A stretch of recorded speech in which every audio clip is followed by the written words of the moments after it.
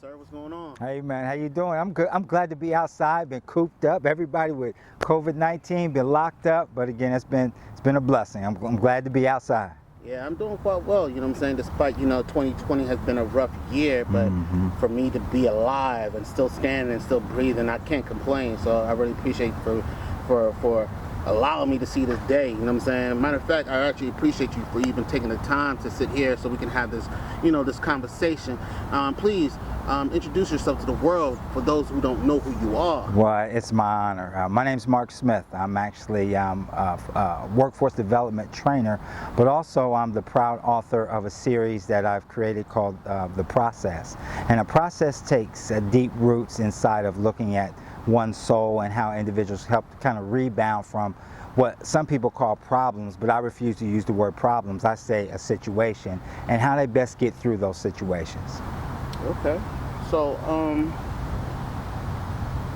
like I said before, 2020 has been a rough year, and you know what I'm saying. And trust me, I'm experiencing it right now. So, my question is, how are you staying positive during this time? Staying positive is tough. However, I think it all goes back to what you're looking forward to and having a plan and having a goal. Knowing that there's still unfinished work that needs to be done, not only for myself, but for my family and grandchildren. I want to leave a mark, I want to leave a legacy.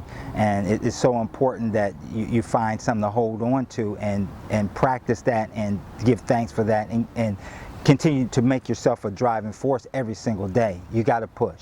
Every day is not going to be a great day, but you definitely have to push. Okay. So how does this affect you in a negative way? Well, you always battle. It's always a consistent battle, which is one of the reasons why I think over a course of time I really help develop the process. If it goes back to the process itself, I guess the idea and fruition came into my mind in 2003 when I lost my father. I lost my father at he was 62 years old to a battle of cancer.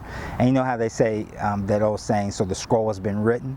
So I think that was the time that my life had to take a turn, and I had to start to look at things in perspective, knowing that every day is not going to be a good day, but you're also going to learn from your storms. So to know that there is an outlet, to know that there's reasoning behind the storm has kind of helped me, and which continue drives me and helps me today.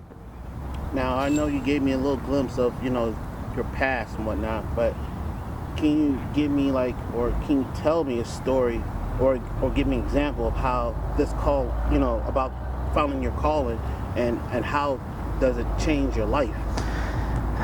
In 2015, I think if that would probably be the rubber stamp, if they say the stamp on the product. In 2015, I was actually a career development specialist at Brightwood College in Beltsville. And my job was to actually go in and teach workforce training classes, assist with resume development, help individuals get the goal that they had in mind, not just to go to school, but to be employed. And one day I was teaching a workshop on dressing for success, staying positive coincidentally, and elevator speeches, being able to articulate to somebody within 30 to 45 seconds what you need to do to help garner some attention. I get back into my office and my campus president knocks on the door and says, I need to see you in my office. Well, like anybody else, we get that nervous feeling. We think, sugar, honey, iced tea, what's going on? So I walk inside his office, they close the door, and they tell us that Brightwood College is closed. We're closing for the day. And not only that, we have to be the ones to go tell the over 600 students that they no longer can come to school. The doors are going to be locked. And that was really the first time that I actually had nothing. I felt worthless. I didn't have a job. I needed something to hold on to because, again, I had a passion of going helping individuals every single day. So between that time, that was December 8th of 2018. So between December 8th and 2018, I had to figure some things out. I had to really, truly try to work on myself and figure out why I'm called to do what I'm truly called to do. And how is that truly going to help me move forward with things that need to be done.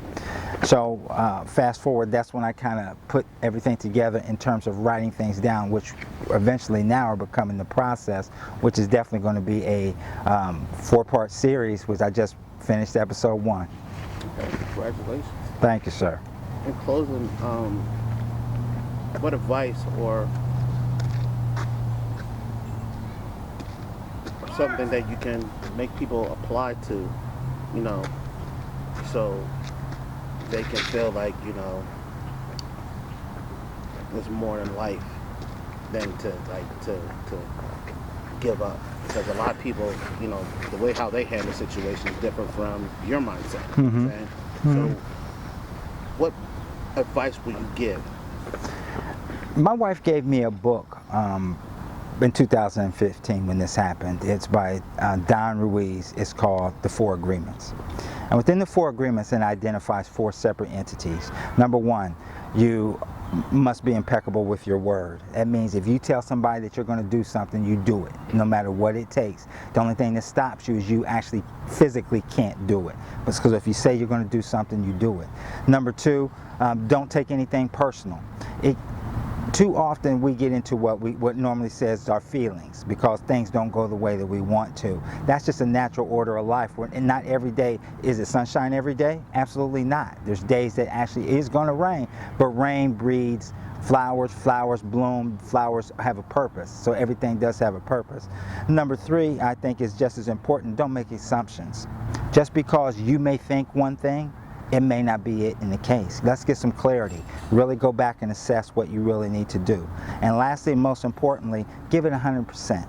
You know, give it your all every single time. Whether it's a job application, whether it's writing a book, whether it's riding a bicycle, you know, whatever you have to do, whatever you're tasked to do, if you keep that in mind and you're giving it 100%, good results are going to happen. We may not see those results today, but you're building a foundation for things to work, and that's truly within your process.